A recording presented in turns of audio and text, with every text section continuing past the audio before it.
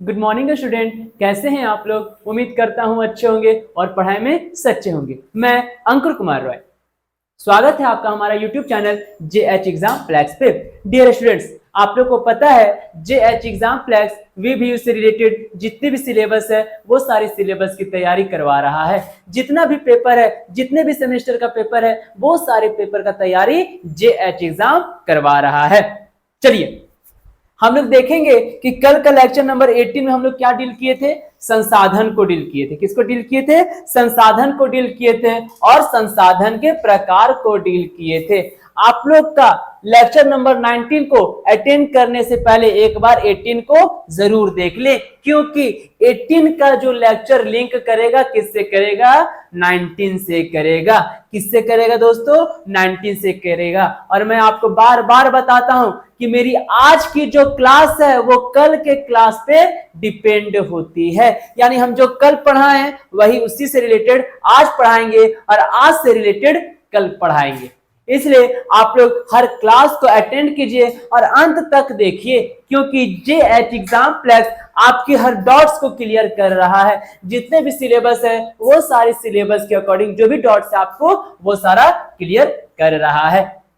चलिए अब देखते हैं। आज हम लोग को देखना है यूटिलाइजेशन एंड कंजर्वेशन। क्या देखना है? Utilisation and conservation. अगर इसको हिंदी में कहें तो क्या बोलेगा कि हम लोग संसाधन को कैसे संरक्षित रख सकते हैं, कैसे हम लोग बचा के रख सकते हैं। लेक्चर नंबर 18 में क्या देखे? संसाधन होता क्या है उसको समझे, संसाधन के प्रकार को समझे, प्राकृतिक संसाधन को समझे। प्राकृतिक संसाधन से ही सारी मानवीय संसाधन बनती है। क्लियर है? आज हम लोग समझेंगे संसाधन को कैसे सुरक्षित रखा जा सके, कैसे उसको बचा के रखा जा सके। आज के क्लास में हम लोग वही डील करेंगे दोस्तों। इसलिए आज कल का क्लास आप लोग अटेंड कर लेना, उसके बाद आज का क्लास आप लोग के लिए इंपॉर्टेंट है। और साथ ही साथ उन लोग के लिए इंपॉर्टेंट है क्लास जो सरकारी नौकरी का प्रिपरेशन कर रहे, सरकारी नौकरी का एग्जाम का तैयारी कर रहे हैं, उनके लिए भी क्लास बहुत इंपॉर्टेंट हो जाती है। रिसोर्सेस आप 6, 7, 8, 9 से पढ़ते आ रहे, 10 से पढ़ते, 11, 12 सारा चीज में आप पढ़ रहे हैं रिसोर्सेस को। इसलिए आज हम लोग इसको और भी डीप कोशिश करेंगे जाने का। चलिए, जो भी अगर आप लोग को डाउट्स होगी तो कमेंट करके पूछिएगा, नेक्स्ट वीडियो में आपकी सारी डाउट्स को क्लियर की जाएगी। तो चलिए शुरू करते हैं, देखते हैं। प्राकृतिक संसाधनों का संरक्षण, यानी जितना भी प्राकृतिक संसाधन है उसको कैसे बचाया जा सकता है, उसी को आज हम लोग डील करते हैं। अब क्या बोलता है समझिएगा। जल का उपयोग किसमें किसमें होता है? कृषि में, उद्योग में, यातायात, ऊर्जा तथा घरेलू उपयोग के संसाधन के रूप में किया जाता है। और मैं आपको बार बार बताता हूं, बिन पानी सब सून, जल के बिना सब चीज सूना सूना, जल सूना है। अब देखो क्या बोलता है। हम लोग जिस चीज का भी प्रयोग करते हैं, चाहे फिर कृषि के लिए जल उपयोगी है, उद्योगों के लिए उपयोगी है, यातायात, ऊर्जा, सारा जितना भी काम होता है सबके लिए जल का महत्वपूर्ण हिस्सा होता है। आपको पता है कि 71% पृथ्वी पर क्या है? पानी है, पानी है। क्या है? पानी है, पानी है। जल का संरक्षण जीवन का संरक्षण है भैया। जल का जो अगर आज तुम जब अगर जल को बचाओगे तो आपका जीवन भी जल बचाएगा।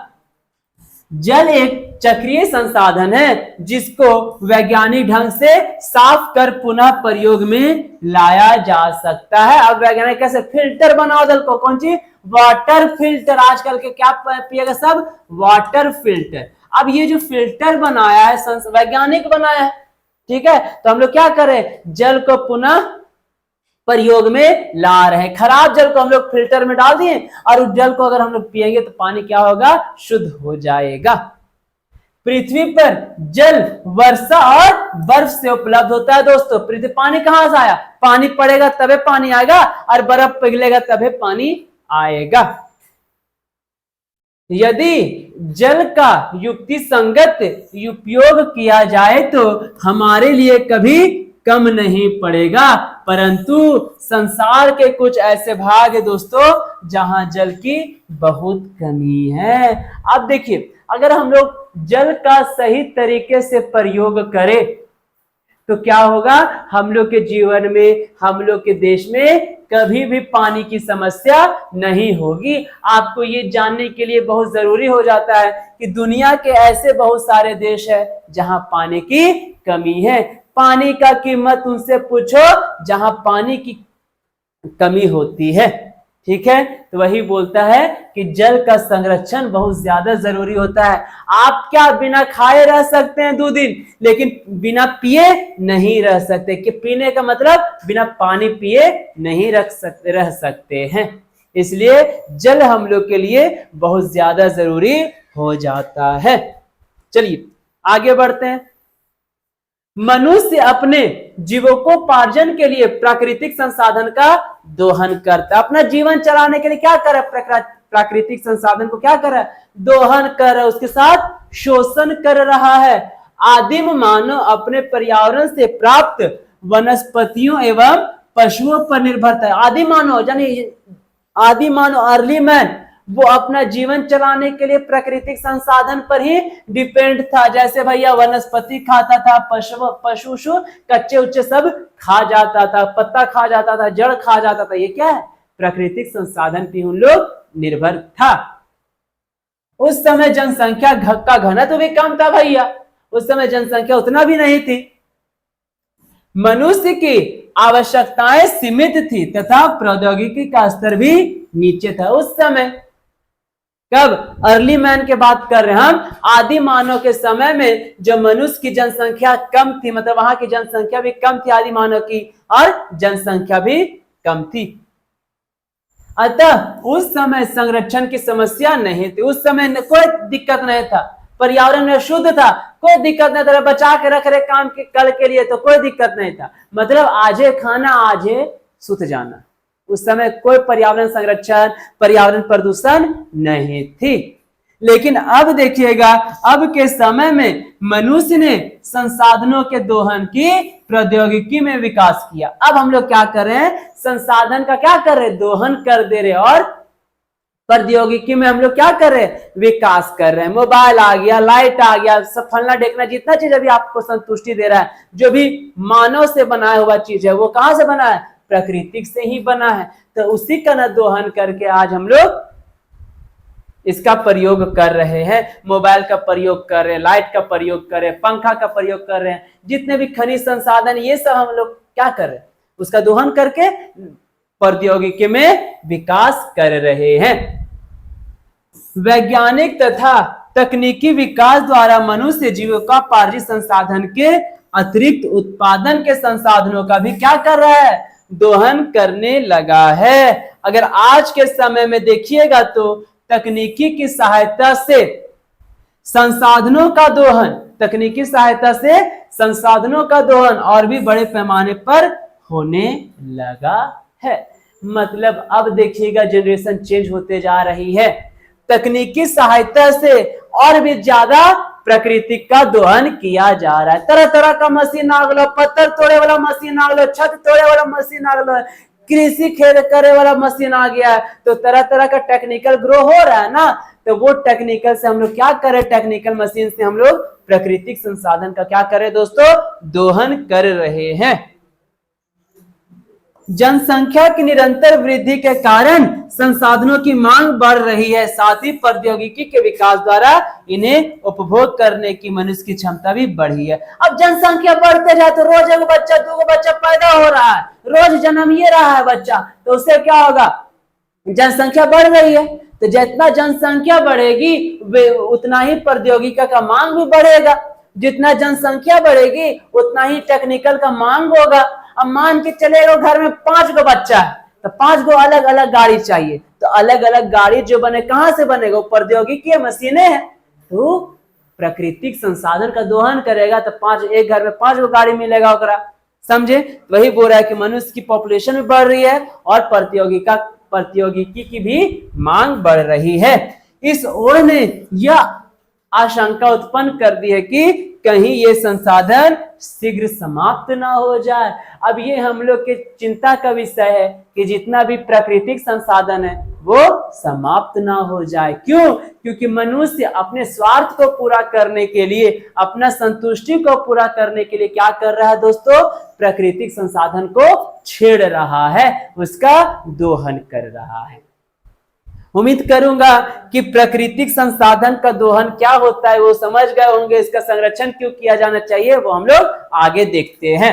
चलिए, जो भी डाउट होगा उसको पूछना है। अब देखो, संरक्षण से तात्पर्य, अब संरक्षण से क्या मतलब है? तो संरक्षण से तात्पर्य होती है बचाना, यानी उसे बचा के रखना, यही संरक्षण का तात्पर्य होता है।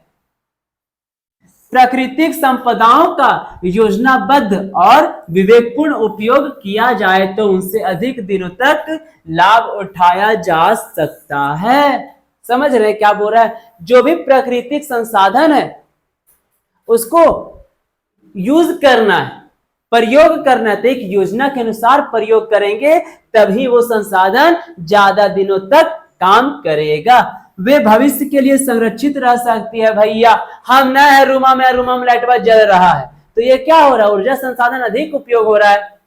अब गर्मी आ गया, नहाने से पहले गर्म पानी निकलेगा, ओकरा गर्म पानी बहा दे रहा है नीचे नलिया में छोड़ के, और ठंडा पानी ले तो नहाना शुरू कर दे रही। तो इससे क्या हो रहा है? जल का संसाधन का दोहन हो रहा है। तो हम लोग क्या कर सकते हैं? इसी को हम लोग बचा के रख सकते हैं जो भविष्य में काम आएगा।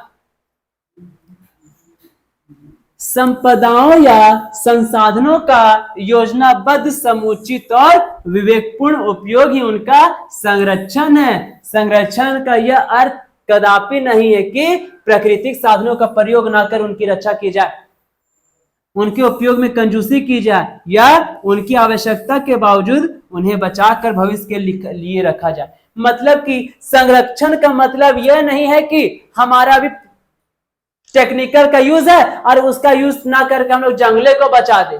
इसका मतलब ये नहीं है कि पूरा चीज हम लोग अभी मोटरसाइकिल, साइकिल, रिक्शा उक्सा का उपयोग करना बंद कर दे। इसका मतलब ये बताया जा रहा है, संरक्षण का मतलब है कि जितना तुमको जरूरत है तुम उतना ही उसका प्रयोग करो।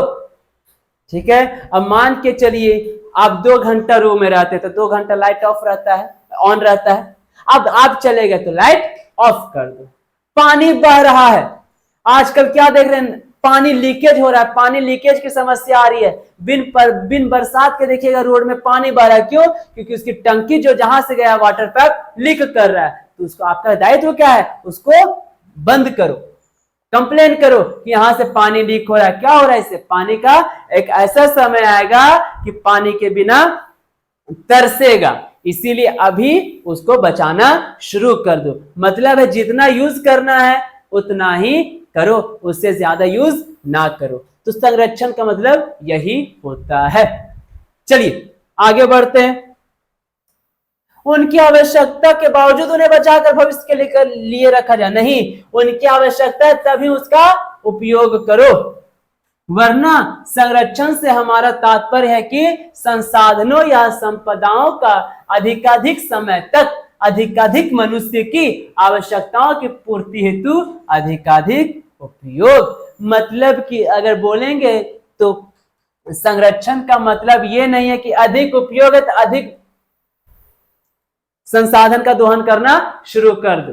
अब मान के आजकल के क्या है, सब कहीं जाता भी है तो मोटरसाइकिल से जाता है, अगर दुकान भी जाएगा तो मोटरसाइकिल से। अरे मोटरसाइकिल बस जाइए। तो इससे क्या हो जा रहा है? प्रौद्योगिकी भी कहीं ना कहीं इंसान को कोढ़िया बना दे रहा है। दोस्तों क्या बना दे रहा है? कोढ़िया बना दे रहा है। लोग अब पहले कपड़ा धोते थे तो उससे क्या होता था? शरीर का एक्सरसाइज होता था। अब वॉशिंग मशीन आ गया, ले भैया डाल दली, खड़ा खिंचा गलो कपड़ा। बर्तन धोए मशीन आ गलो, खड़ा है बर्तन धोआ गलो। तो इससे क्या हो जा रहा है? मनुष्य कोढ़िया होते जा रहा है। मसाला पीसता था, लोग एक्सरसाइज होती थी, बाजू का एक्सरसाइज होता था। अब मिक्सी आ गया है, मिक्सी आ गया, ले तो मनुष्य को ये क्या करे? प्रौद्योगिक इसको आलस बना दे रहा है, जो कि हम ही लोग के लिए ये क्या है, नुकसानदेह है। जितना हम लोग मशीन का प्रयोग करेंगे दोस्तों तो शरीर खाली आराम खोजेगा, और आपको पता है कि अगर शरीर आराम खोजने लगे, ज्यादा आप शरीर को आराम दीजिएगा तो आप बीमार हो सकते हैं।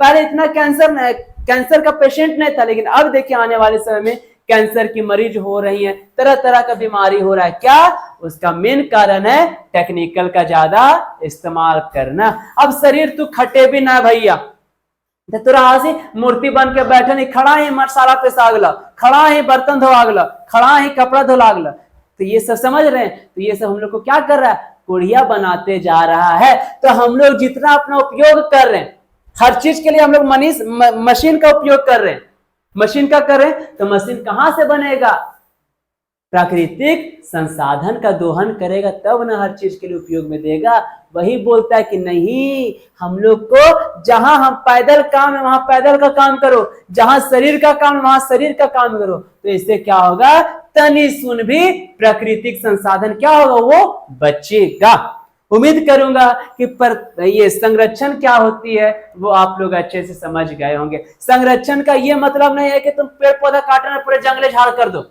संरक्षण का ये मतलब नहीं है। जहां यूज हो वहीं तुम उसका इस्तेमाल करो, ना हद से ज्यादा। अगर किसी चीज का भी इस्तेमाल करोगे तो वो आपके लिए नुकसानदेह हो सकता है। इसलिए कोई भी चीज करो उसका उपयोग हद से ज्यादा मत करो। चलिए, उम्मीद करूंगा कि संरक्षण आप लोग को अच्छे से समझ में आ गई होगी।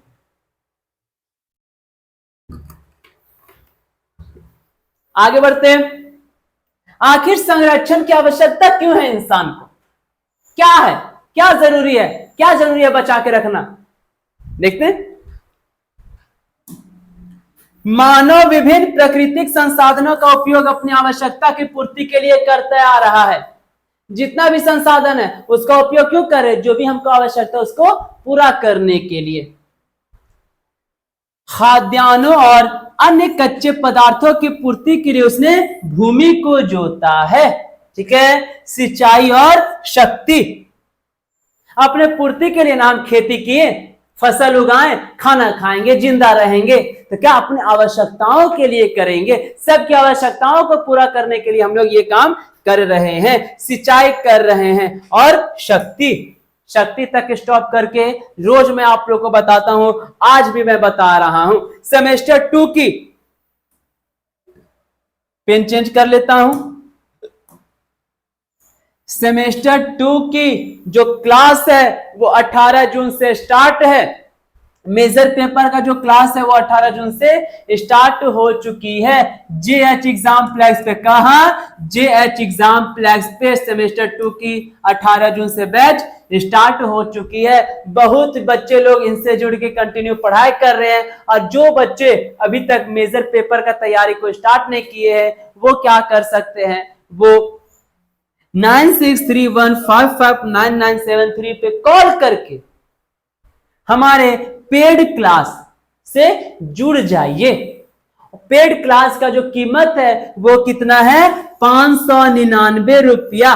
कितना है दोस्तों, 599 रुपया। आप 599 रुपए देकर हमारे पेड क्लास से जुड़ जाइए। बहुत सारे बच्चे लोग जुड़ चुके हैं और वो लोग लाइव क्लासेस अटेंड कर, यानी मेजर पेपर की तैयारी उन लोग की बेहतर होते जा रही है। अभी भी देर नहीं हुई है, जल्द से जल्द हमारे 9631559973 पे कॉल करके पेड क्लास से जुड़ जाइए, ताकि जो बच्चे पेड क्लास से जुड़े हैं आप भी उसका मदद कर सकते हैं या फिर उससे हेल्प ले सकते हैं। इसलिए रिक्वेस्ट करेंगे कि जल्द से जल्द हमारे पेड क्लास ग्रुप से जुड़ जाइए। आपको क्या क्या बेनिफिट्स मिलेगी, लाइव क्लासेस पेड क्लास के लिए ये है, ओनली फॉर पेड क्लासेस के लिए लाइव बैचेज मिलेंगी। उसके बाद जो पेड क्लास में मेजर पेपर कर रहे हैं उसके साथ आपको रिकॉर्डेड नोट्स और प्रीवियस गेस्ट क्वेश्चन मिलेगा। ये सारी चीज अवेलेबल है। और अभी पेड क्लास में मेजर पेपर स्टार्ट है दोस्तों, जिसमें सिर्फ लाइव चलाई जा रही है। आप लोग, बहुत सारे बच्चे लोग जुड़ गए हैं, आप लोग भी जल्द से जल्द जुड़ जाइए। सिर्फ 599 में आपकी सेमेस्टर 2 की तैयारी करवाई जा रही है। सेम कंडीशन सेमेस्टर 4 के लिए भी है। इसका भी लाइव बैच जो स्टार्ट हो चुका है 18 जून से स्टार्ट हो चुका है। इसका भी पेड क्लास है 18 जून से स्टार्ट हो चुका है। इसमें भी बहुत सारे बच्चे क्या हो गए हैं, जुड़ गए हैं। ओनली फॉर 799 देके, कितना 799 में, यानी 799 में बहुत सारे बच्चे जुड़ चुके हैं। अभी भी देर नहीं हुई है। आप लोग से रिक्वेस्ट करेंगे कि आप भी 799 वाले पेड ग्रुप में ऐड हो जाइए, ताकि सारे बच्चों के साथ आप भी पढ़ सकते हैं। ये हमारा नंबर है 9631559973। इस पे कॉल कर लीजिए जल्द से जल्द और हमारे पेड क्लास से जुड़ जाइए, जिसमें रोज लाइव क्लासेस उन लोग को प्रोवाइड की जा रही है जो लोग पेड क्लास से जुड़े हैं। अदरवाइज जो नहीं जुड़े उन लोग के लिए मेजर पेपर की लाइव क्लासेस अनअवेलेबल कर दी है। रिक्वेस्ट करेंगे कि जल्द से जल्द जुड़ जाइए। चलिए, ये थी क्लास की बात। अब उससे भी ज्यादा इंपॉर्टेंट नोटिफिकेशन आप लोग के लिए ये है कि JH एग्जामप्लेक्स का जो ऐप है वो लॉन्च हो चुका है। प्ले स्टोर पे JH एग्जामप्लेक्स का ऐप आ गया है। जल्द से जल्द आप लोग प्ले स्टोर से डाउनलोड कर लीजिए। आज शाम तक, रात तक वो सारी मटेरियल आपको JH एग्जामप्लेक्स के ऐप पे उपलब्ध हो जाएगी। जल्द से जल्द जाइए प्ले स्टोर में, सर्च कीजिए JH एग्जामप्लेक्स, ब्लू कलर का सिंबल आएगा, उसको आप लोग डाउनलोड कर लीजिए। और रात से अभी हमारी टीम, हमारे जो डेवलपर है उसमें काम कर रहे हैं और वो बोले हैं कि सर रात तक कंप्लीट हो जाएगा और रात में आप लोग को सारी चीज, स्टडी मटेरियल जितनी भी है वो सारी चीज ऐप में प्रोवाइड करा दी जाएगी। तो जल्द से जल्द आप लोग JH एग्जामप्लेक्स का ऐप को भी डाउनलोड कर ले। चलिए, देर मत करना, डाउनलोड कर लेना। जो हो सकता है, जो यहाँ कमी है वहां पूरी कर दी जाए। ठीक है, तो आप लोग JH एग्जामप्लेक्स को डाउनलोड कर ले प्ले स्टोर से और रात तक सारी स्टडी मटेरियल उसमें भी ऐड कर दी जाएगी। चलिए, अब हम लोग आते हैं आगे।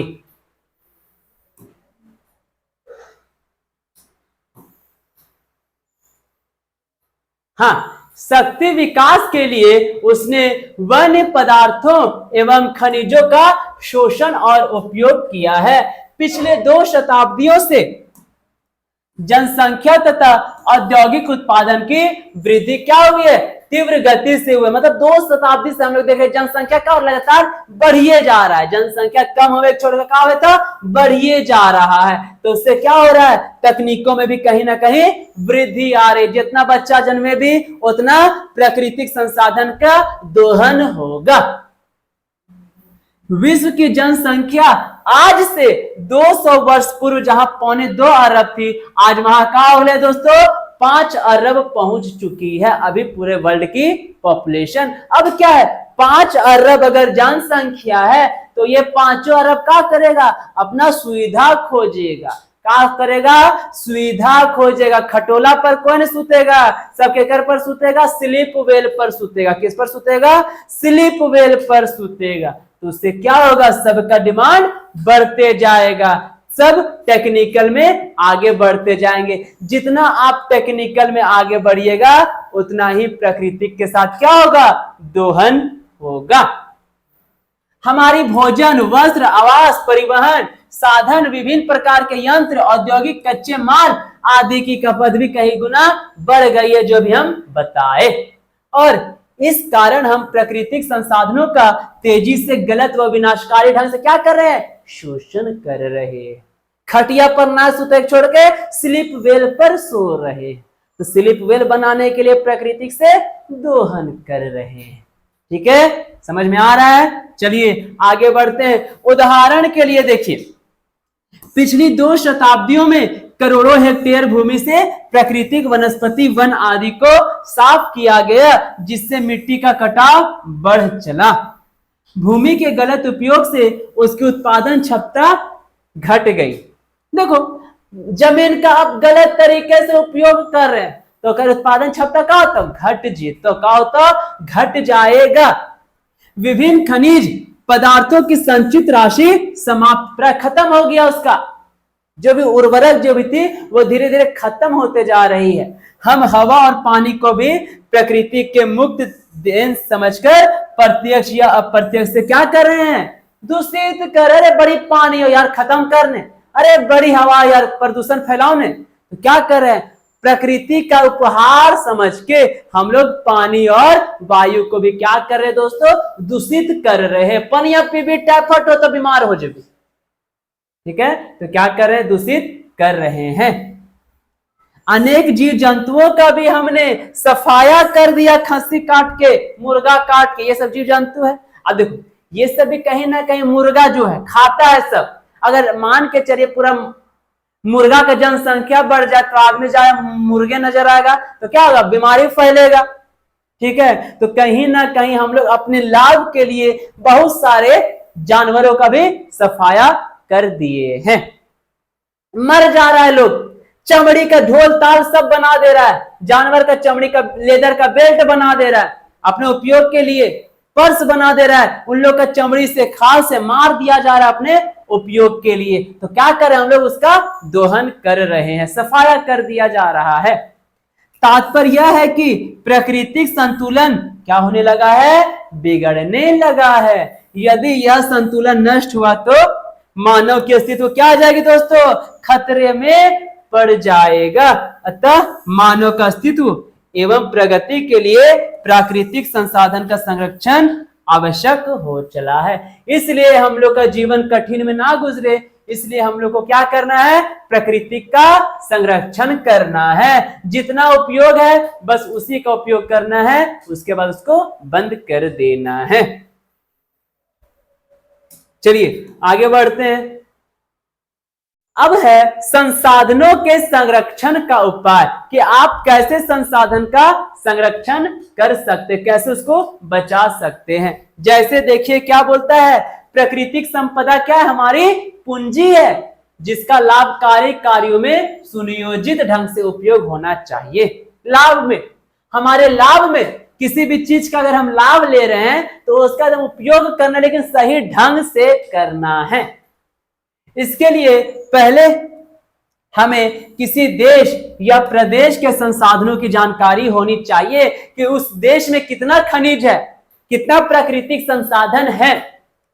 फिर हमें ध्यान रखना चाहिए कि विभिन्न संसाधन परस्पर वालंबित तथा परस्पर प्रभावोत्पादक होते हैं। अतः एक का ह्रास हो या नाश हो तो उसका कुप्रभाव पूरे आर्थिक चक्र पर पड़ता है। अगर हम समझ लिए, वहां जाकर जानकारी प्राप्त कर लिए कि उस क्षेत्र में कितना प्राकृतिक संसाधन है, अगर हम एक प्राकृतिक संसाधन का अगर प्रयोग करेंगे तो क्या पूरे संसाधन में तो कोई प्रकोप तो नहीं पड़ेगा, कोई नुकसान तो नहीं होगा। ये सब हम लोग को जांच पड़ताल करना होगा। हम इनका उपयोग प्राथमिकता के आधार पर करना चाहिए, प्राथमिकता के आधार पर हमें इसका प्रयोग करना चाहिए। जो संसाधन या प्राकृतिक संपदा सीमित है उसे अंधाधुंध समाप्त करना दूरदर्शिता है। जो बहुत कम है संसाधन और उसी का उपयोग आप क्या कर रहे हैं, हमेशा कर रहे हैं, अंधाधुंध कर रहे, बोलते हैं ना अंधाधुंध, तो क्या होगा, आगे जाकर नुकसान होगा, खत्म हो जाएगा, खत्म हो जाएगा। ठीक है, सीमित परिभाग वाली संपदा, जैसे भैया कोयला हो गया, पेट्रोल हो गया, पेट्रोलियम ये सब हो गया, जो है के विकल्प की खोज करते रहना श्रेयस्कर है। संसाधनों के संरक्षण के लिए सरकारी तथा गैर सरकारी स्तर पर पूर्ण सहयोग मिलना चाहिए। खोज करते रहो, कहाँ कोयला, कहाँ पेट्रोल, कहाँ डीजल, कहाँ ब्रेक, कहाँ लोहा, ये सब खोज करते रहना है। आप खोज अभी मान के चलिए यहाँ जमीन कोड़ दिए, कोयला निकलना शुरू हो गया, तब पूरा जमीन में तो कोयला बिछलना शुरू हो जाएगा। तब देखो खनिज मिल गया, नया खनिज। ठीक है, यही हमेशा खोज करते रहना चाहिए कि कौन चीज कहाँ भुला लो, कहाँ मिलता। ठीक है, तो इसलिए हम लोग को इसमें सरकार की भी मदद करनी चाहिए और गैर सरकारी जो है उन लोग को भी हमेशा खोज करते रहना चाहिए। उम्मीद करूंगा कि पर्यावरण के संरक्षण के उपाय क्या है वो आप लोग अच्छे से समझ गए होंगे, यानी संसाधनों के संरक्षण के उपाय को अच्छे से समझ गए होंगे। चलिए आगे बढ़ते हैं।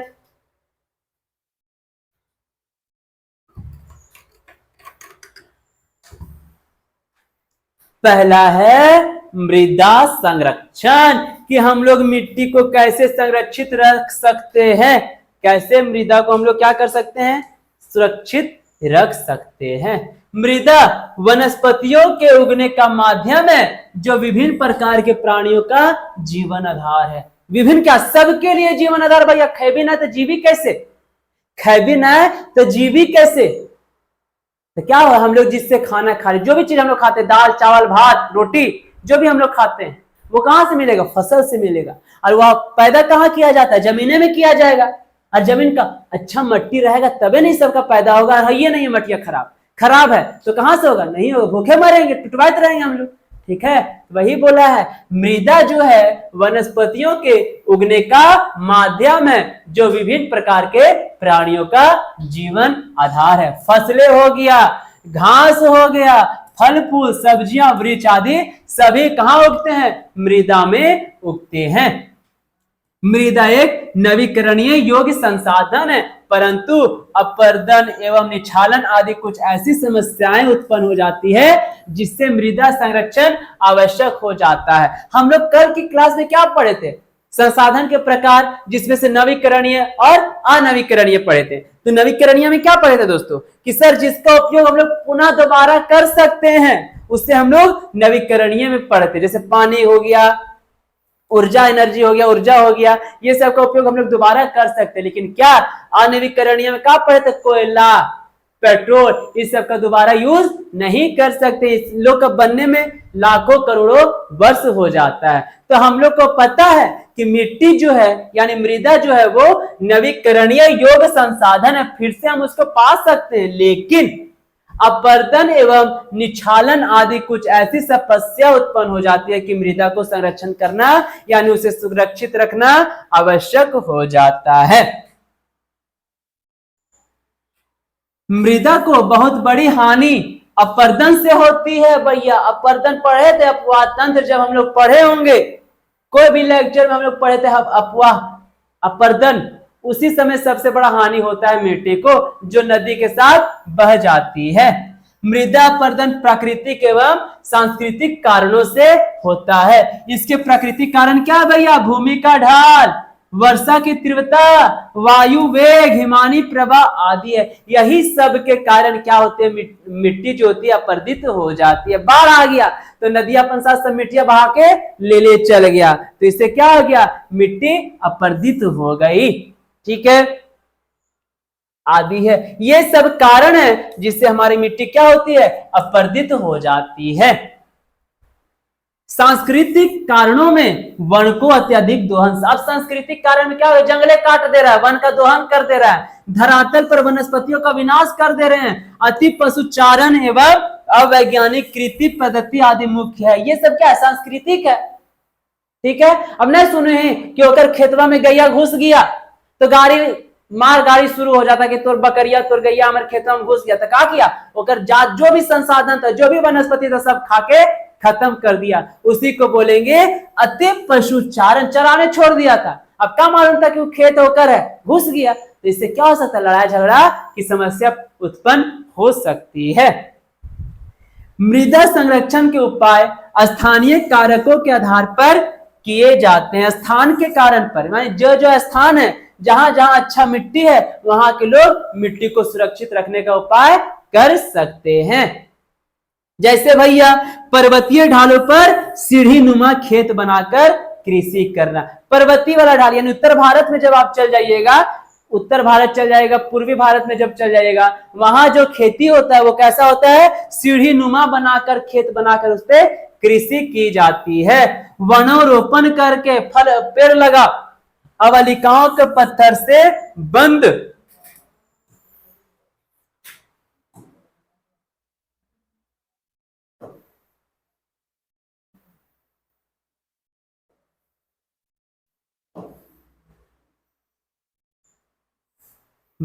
करना तथा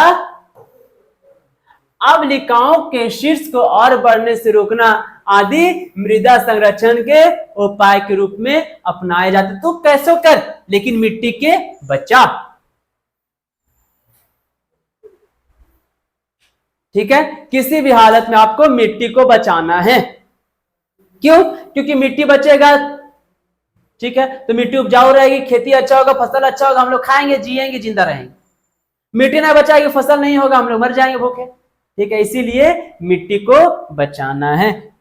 चलिए, उम्मीद करूंगा कि ये क्लास आप लोग को अच्छे से समझ में आ रही होगी। और बढ़ते हैं, देखते हैं और क्या बोलता है। शुष्क एवं मरुस्थलीय क्षेत्रों में मृदा अपरदन कैसे होता है भैया?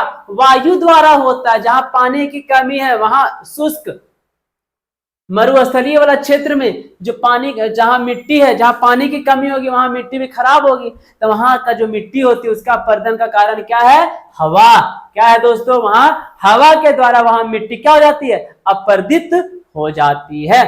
वृक्षों तथा वनस्पतियों के विनाश से वायु वेग की तीव्रता में अवरोध नहीं होता, अतः अपरदन को रोकने के लिए वृक्षों का लगाना एवं प्रभावशाली उपाय। वृक्ष लगा, हवा तेज ना होता, अब जिससे क्या होगा?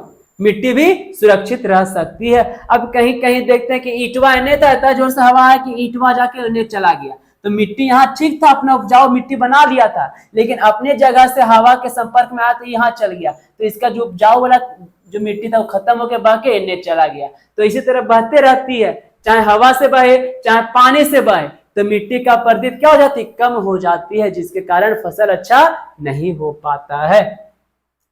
थोड़ी थोड़ी दूर पर वृक्षों की कतारें लगाकर शेल्टर बेल्ट बनाई जा सके। थोड़े थोड़े दूर पर वृक्ष लगे एकदम लाइन से, कतार में। ठीक है, फसल काटने के बाद खेत खाली हो जाते हैं, उन पर भी वायु वेग से मृदा अपरदन होता है, अतः इससे बचने के लिए फसल का जो आप लोग फसल जो काटते हैं उसको पूरा जड़ से मत काटिए, हल्का सा ऊंचाई से काटिए, जिसको हम लोग डंठल बोलते हैं। जैसे मक्के खाते हैं तो मक्के वाला दनवा खा गए, जो उसका बचा उसको क्या बोलते हैं? डंठल बोलते हैं।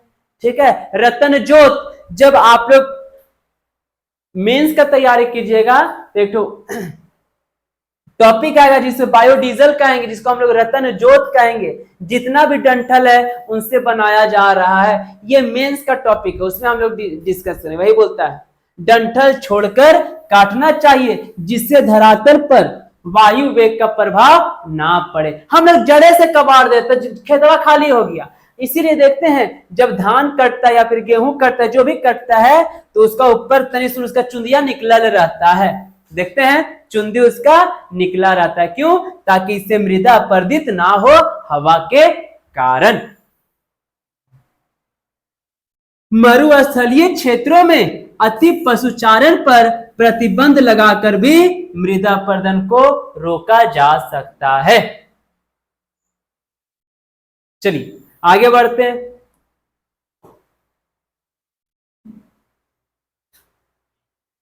मैदानी भागों में मृदा अपरदन की गंभीर समस्या चिकनी मिट्टी यानी क्ले के क्षेत्र में अवनालिकाओं के कारण होती है। चिकनी मिट्टी जिसको हम लोग बोलते हैं, सबसे ज्यादा वहां अपरदित होती है। कहां पे? मैदानी वाले भागों में।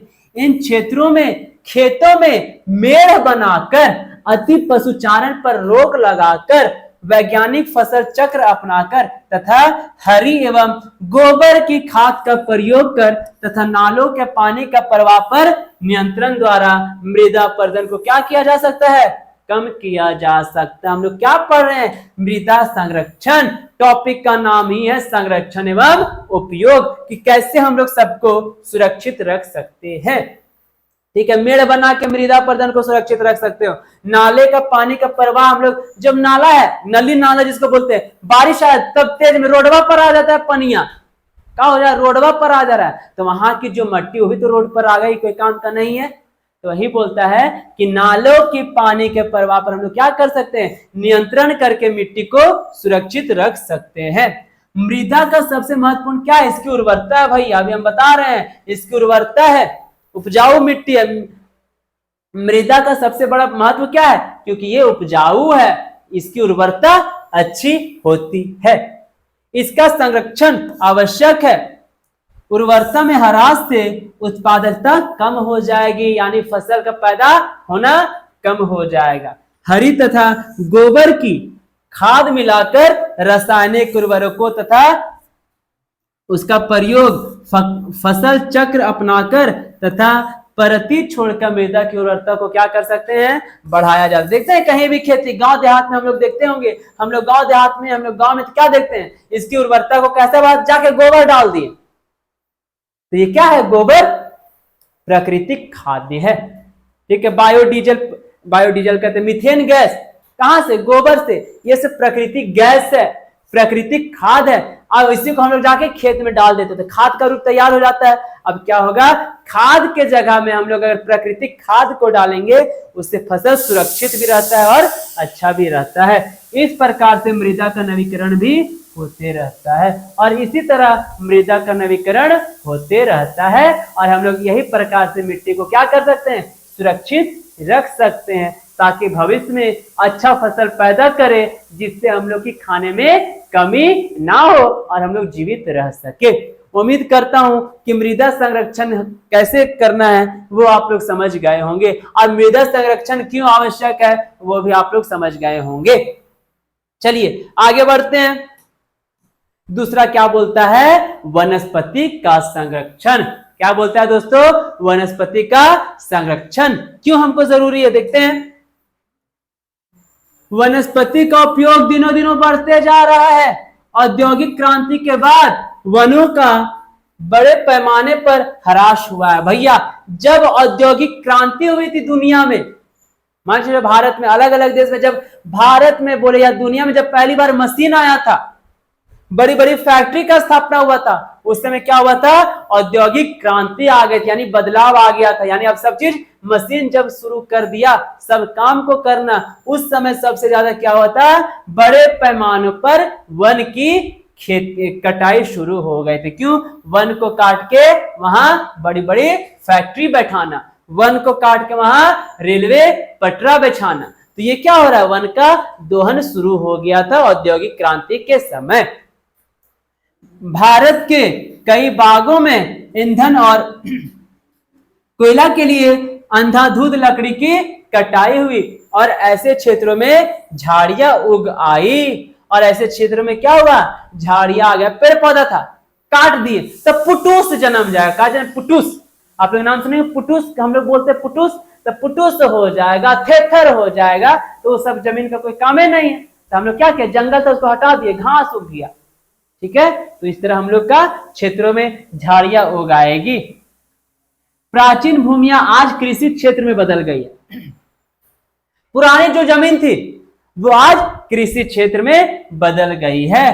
भारत के प्राचीन वनों को आग लगाकर नष्ट किया जा चुका है। इसके परिणाम है मिट्टी का कटाव, अधिक अफवाह और बाढ़।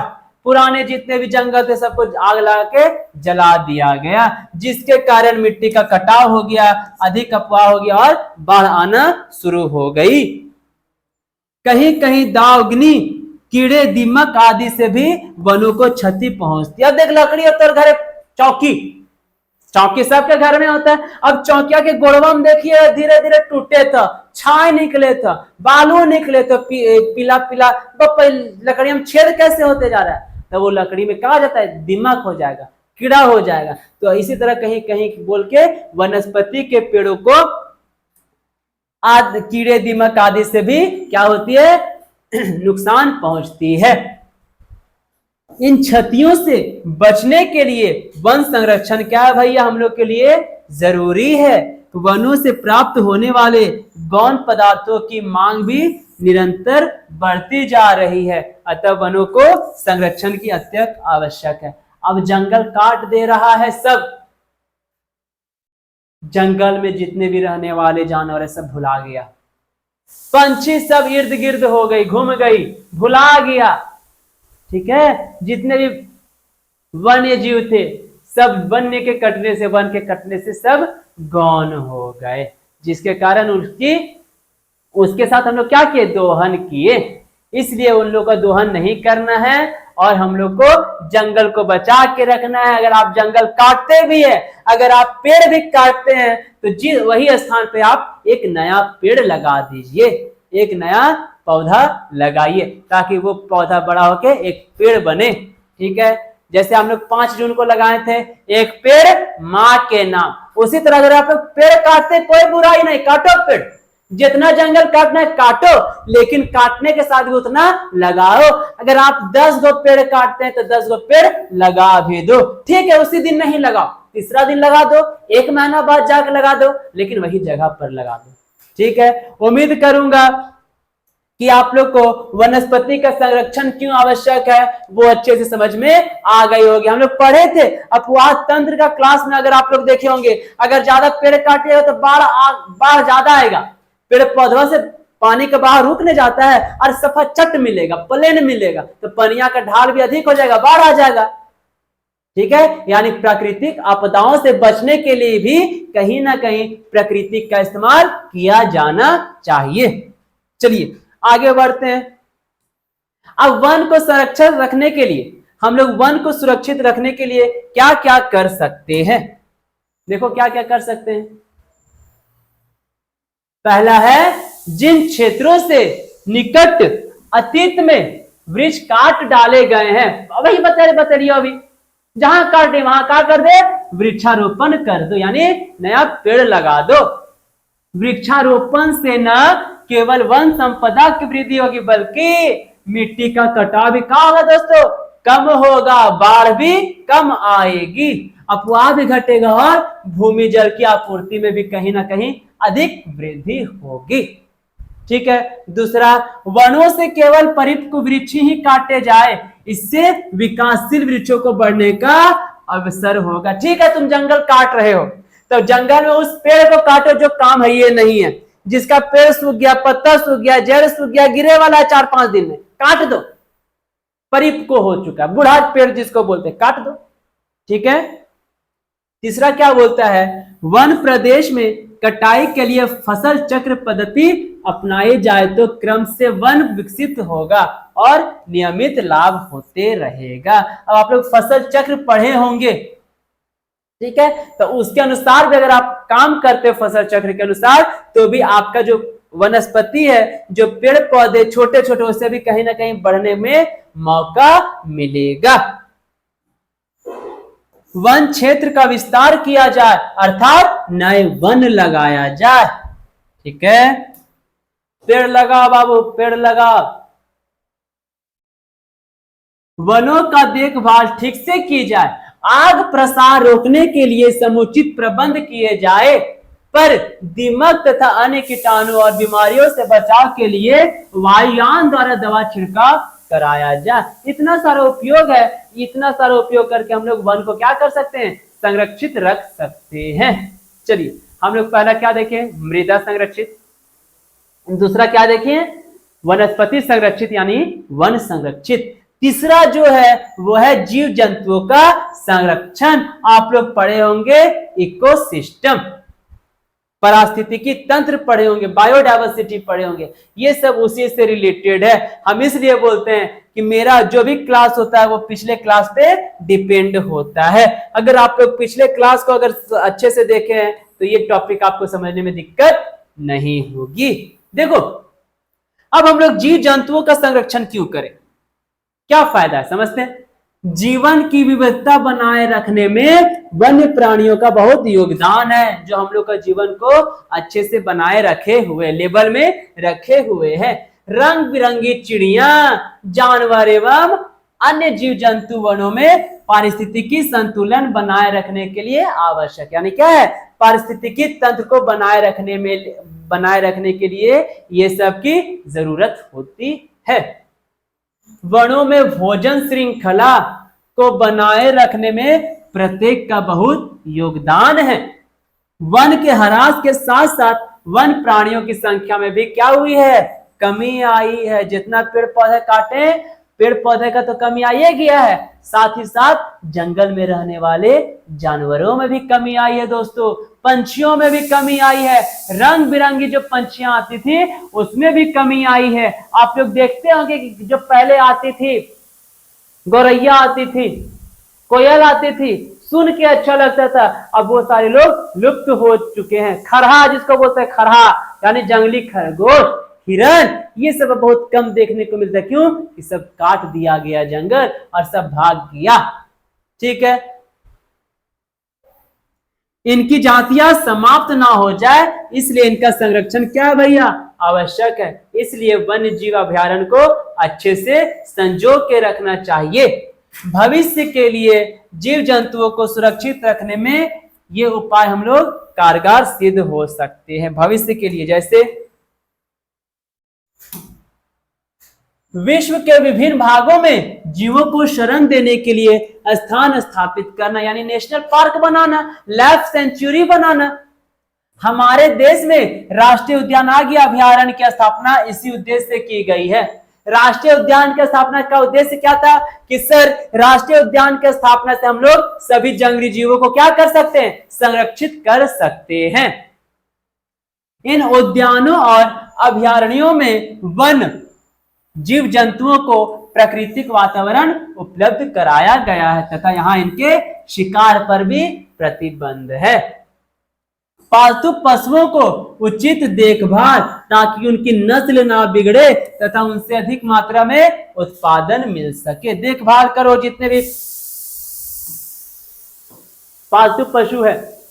तीसरा क्या है, चारे की फसल उगाना, चारागाह में उर्वरकों का प्रयोग करना, पशुओं का चयन और नस्ल सुधार करना ताकि पशुओं के संरक्षण के साथ साथ अधिक उत्पादन मिल सके। तो ये सब करके हम लोग क्या कर सकते हैं, जंगली जीव जंतु को, जंगली जीव जानवर को सुरक्षित रख सकते हैं। चलिए, उम्मीद करूंगा तीसरा जो है वन्य जीव संरक्षण वो आप लोग अच्छे से समझ गए होंगे। चौथा क्या है, खनिज संपदा का संरक्षण, कि हम लोग खनिज को कैसे सुरक्षित रख सकते हैं। चलिए समझते हैं। खनिजों का निरंतर खनन करते रहने पर कुछ वर्षों बाद उनकी समाप्ति हो जाती है। लगातार आप अगर खनिज का उपयोग करेंगे तो एक ऐसा समय है कि वो खनिज खत्म हो जाएगा। एक बार शोषण होने पर समाप्त होने वाले खनिजों का संरक्षण अति आवश्यक है। विश्व में खनिजों का असमान वितरण मिलता है और उसकी मात्रा भी सीमित है।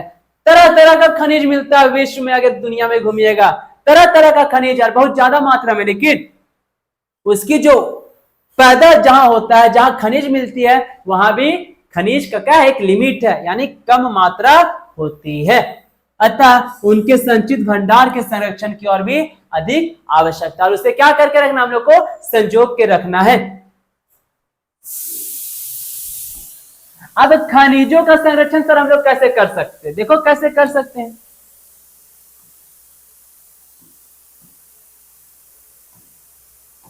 कैसे सर हम खनिज का संरक्षण करेंगे, देखो कैसे करेंगे, समझो।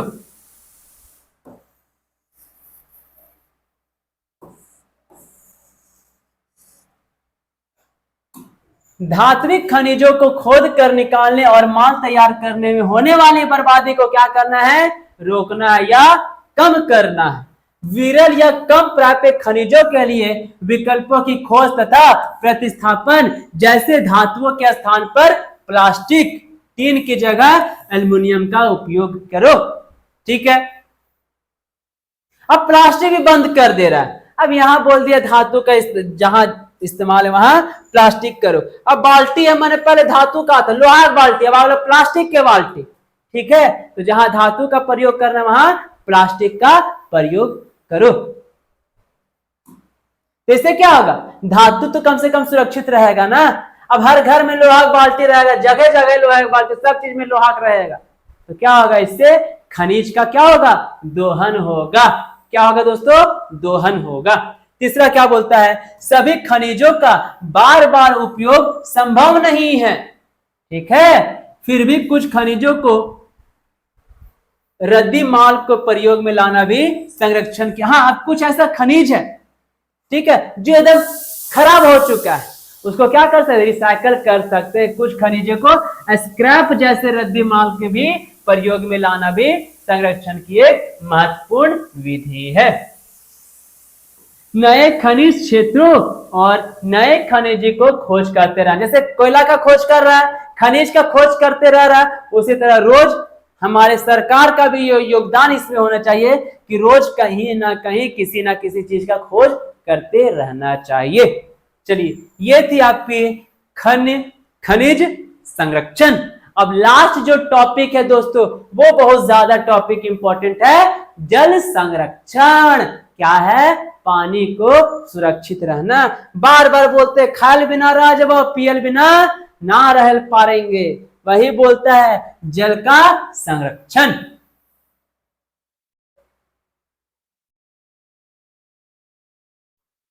चलिए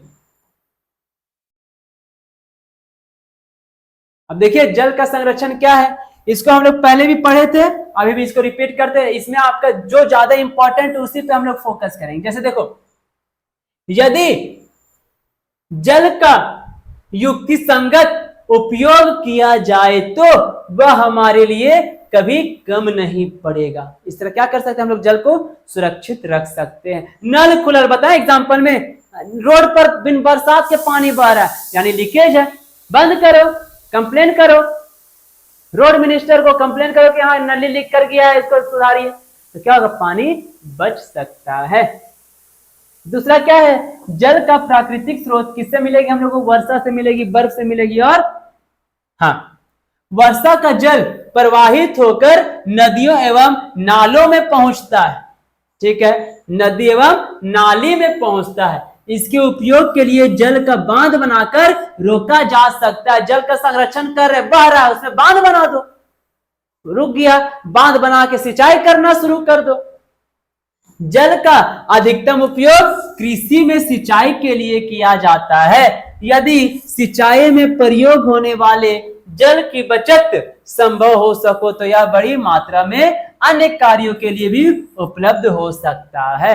अगर सिंचाई के लिए जल का प्रयोग अगर लिमिट मात्रा में किया जाए, कम मात्रा में किया जाए, तो कहीं ना कहीं ये जो जल है वो आगे आप लोग के लिए और भी काम में आ सकती है। नहरों को पक्का करके अश्रवण से होने वाली हानियों को रोका जा सकता है। सिंचाई का माध्यम, इससे पानी की बचत होती है तथा ऊंची नीची भूमि पर भी सिंचाई की जा सकती है। किससे? स्प्रिंकल प्रभावी सिंचाई से। यद्यपि इसमें पूंजी अधिक लगती है, परंतु वाष्पीकरण तथा निस्रवण द्वारा होने वाली पानी की हानियों को भी क्या किया जा सकता है, रोका जा सकता है।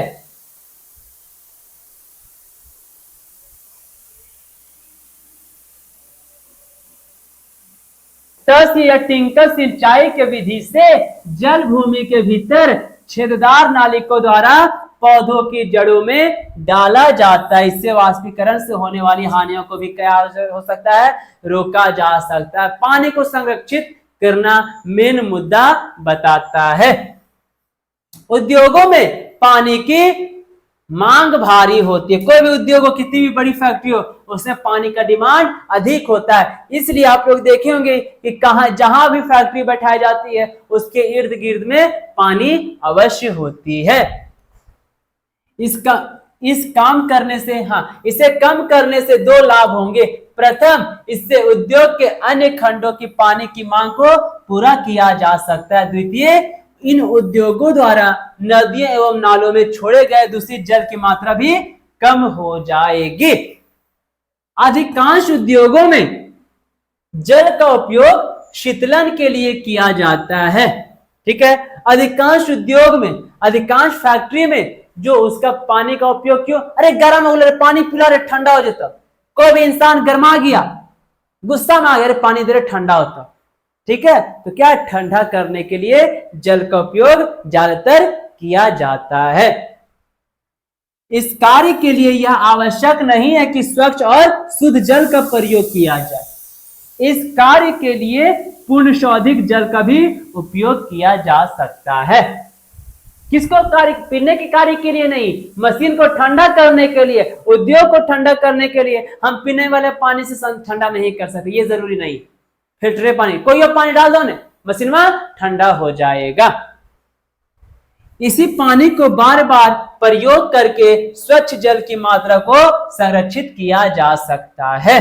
जल की घरेलू मांग को भी संरक्षण की विधियों द्वारा भी क्या किया जा सकता है, कम किया जा सकता है। यानी हम लोग पानी को जितना चाहे उतना बचा सकते हैं। सब्जी खेली पनिया, सब्जी काट ली, सब्जी धो डाली, पनिया फेंक देली, वो पानी को अच्छे चीज में फेंको, पेड़ पौधा लगाया उसी में रोज डाल दो, तो उससे क्या होगा, मिट्टी भी मिलेगी आपको, पेड़ पौधे को पानी भी मिल जाएगा। फ्लश खुला करके लोग छोड़ देता है, बाथरूम में नहा रहा है नल छोड़ देता है, टुप टुप गिरत रहता है, तो वही बोलते हैं ना आप लोग कि बूंद बूंद से क्या होता है, घड़ा भरता है। तो मेन मुद्दा हम लोग का आज का क्लास का यही डिस्कस करना था कि प्राकृतिक संसाधन को हम लोग कैसे सुरक्षित रख सकते हैं, उसका क्या क्या उपाय है सुरक्षित रखने का, और उसका उपयोग हम लोग के लिए कितना जरूरी होता है। हम लोग उम्मीद करेंगे कि हम आप लोग को ये सारी डॉट्स थी, जो भी डॉट्स होगी वो क्लियर करने में हेल्प किए होंगे। चलिए देखिए, लेक्चर नंबर 19 थी आज की क्लास। लेक्चर नंबर 18 क्या थी, संसाधन एवं इसके प्रकार। लेक्चर नंबर 19 कि सर संसाधन को हम लोग कैसे सुरक्षित रख सकते हैं, उसका प्रयोग कैसे कर सकते हैं। ये दोनों लेक्चर आप लोग के लिए बहुत ज्यादा इंपॉर्टेंट हो जाती है। लेक्चर नंबर 17 भारत की जनसंख्या, सॉरी लेक्चर में से क्या, प्रवास, ठीक है। 16 क्या थी आपकी, भारत की जनसंख्या में वितरण, और 15 विश्व में जनसंख्या का वितरण। ये तीनों एक टॉपिक था और ये दोनों एक टॉपिक है। तो हर एक लेक्चर को अटेंड करने से पहले पिछले वाला लेक्चर अवश्य देखें। उम्मीद करूंगा कि संसाधन को आप लोग संरक्षित रखने के लिए हमेशा आगे बढ़ेंगे, पेड़ लगाने के लिए आप लोग तत्पर रहेंगे। पेड़ काटना बुरा बात नहीं है, लेकिन पेड़ काटने के जगह पे वहां पे पेड़ लगा दो, ये अच्छी बात तो होगी। बुरा काम से ज्यादा अच्छा आपको पेड़ लगाना होगा। पानी को बचाना सीखिए। बिजली जो उठ रहा है, बिजली मीटर, बिजली जहां आवश्यक उसी का यूज कीजिए, अदरवाइज बंद रखिए। जितना भी संसाधन है जरूरत से ज्यादा उसका उपयोग नहीं कीजिए दोस्तों, बचा के रखिए ताकि कल आने वाले भविष्य में इन लोग हम लोग को बचा सके। अब ये खत्म कर दीजिएगा और आने वाले फ्यूचर में खत्म रहेगा तो कहां से बच भी तू। इसीलिए कल के बारे में सोचो और कल के लिए एक पेड़ पौधे लगाओ। अरे हम नहीं रहे, कल किसने, हम नहीं रहे, खत्म हो गया, हमारा बाल बच्चा तो रहेगा, वो तो एक पेड़वा उसको छाया देगा, और बाल बच्चा तो रहेगा, वो तो पेड़ पौधा उसको छाया देगा। इसलिए अपने लिए नहीं तो अपने आने वाले भविष्य के लिए एक पेड़ जरूर लगाए। जितना पेड़ काटते हैं पेड़ के बदले पेड़ जरूर लगाएं। उम्मीद करूंगा कि आज की क्लास आप लोग को अच्छे से समझ में आ गई होगी। एक बार मैं फिर आप लोग को बता रहा हूं, JH एग्जाम्प्लेक्स का प्ले स्टोर पे ऐप आ गया है। आप लोग जल्द से जल्द JH एग्जाम्प्लेक्स का ऐप डाउनलोड कर ले और आज रात तक उसमें सारी मटेरियल अवेलेबल हो जाएगी। अब क्या कर रहा है JH एग्जाम्प्लेक्स, हर तरह से आपकी कमी को पूरा कर रहा है। हम लोग कोई भी कमी नहीं छोड़ रहे हैं जिससे आप लोग को प्रॉब्लम हो। आप लोग को करना क्या है, प्ले स्टोर पे जाना है, JH एग्जाम्प्लेक्स सर्च करना है, ऐप आएगा उसी को डाउनलोड कर लेना है और उससे आप अपने पढ़ाई को और भी रफ्तार बढ़ाइए। चलिए ये थी आज की क्लास। उम्मीद करूंगा कि जो भी डॉट्स थी, जितनी भी कंफ्यूजन थी, वो सारी क्लियर हो गई होगी। इसके बावजूद भी जो भी डॉट्स होता है वो कमेंट करके बोलिए ताकि हम दूसरे दिन आपकी सारी डॉट्स को क्लियर कर सके। और लाइव क्लासेस अवेलेबल है, मेजर का, सेमेस्टर 2 का, सेमेस्टर 4 का। आप लोग पेड क्लास से जल्द जुड़ जाइए। जो लोग अभी तक नहीं जुड़े हैं, जो लोग जुड़े उन लोग तो लाइव क्लास मिल रहा है, लेकिन जो लोग नहीं जुड़े उन लोग को लाइव क्लास नहीं मिल रहा है। रिक्वेस्ट करेंगे कि जल्द से जल्द हमारे पेड वाले क्लास ग्रुप में ऐड हो जाइए ताकि आपकी मेजर पेपर की तैयारी और भी अच्छे से हो सके। बाकी की तैयारी तो हम लोग करवा ही रहे हैं। उम्मीद करूंगा कि ये सारी जानकारी आपको अच्छी लगी होगी और अगर अच्छा लगा है तो चैनल को लाइक करें, सब्सक्राइब करें और अपने दोस्तों के पास शेयर करें और जरूर से जरूर करें। तब तक के लिए धन्यवाद।